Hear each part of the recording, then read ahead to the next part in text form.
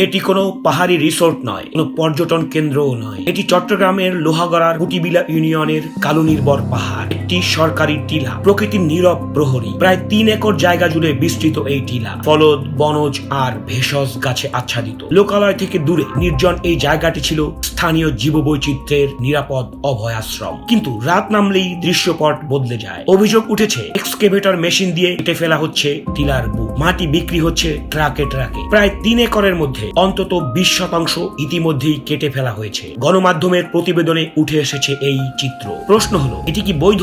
পরিবেশ সংরক্ষণ আইন 1995 স্পষ্টভাবে বলছে সরকারি বা বেসরকারি পাহাড় ও টিলা কাটা যাবে না, যদি না জাতীয় স্বার্থে প্রয়োজন হয় এবং সংশ্লিষ্ট দপ্তরের অনুমতি থাকে। কিন্তু এই ঘটনায় এমন কোনো ছাড়পত্রের তথ্য নেই। তাহলে প্রায় 1 বছর ধরে এই টিলা কাটা হলো কিভাবে? স্থানীয় প্রশাসন, ভূমি অফিস, পরিবেশ অধিদপ্তর কারও নজরে পড়েনি। একটি টিলা মানে শুধু মাটির স্তূপ নয়, এটি বৃষ্টির পানি ধরে রাখে, ভূগর্ভস্থ পানির ভারসাম্য রক্ষা করে, ঝড় বৃষ্টিতে ভূমিক্ষয় ঠেকায়, পাখি আর ছোট প্রাণীদের আশ্রয় দেয়। একটি টিলা কাটা মানে একটি বাস্তুতন্ত্র ভেঙে ফেলা। অভিযোগ উঠেছে স্থানীয় এক ব্যক্তি টিলাটি দখল করে কেটে চলছেন। তিনি অবশ্য অভিযোগ অস্বীকার করেছেন। সত্য উদ্ঘাটন এখন প্রশাসনের দায়িত্ব। দ্রুত সরেজমিন অভিযান, দায়ীদের শনাক্তকরণ, দৃষ্টান্তমূলক শাস্তি।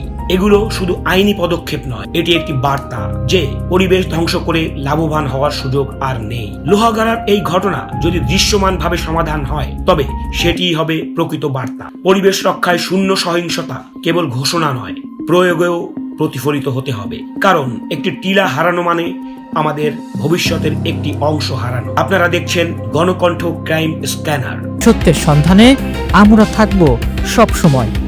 Crime scanner.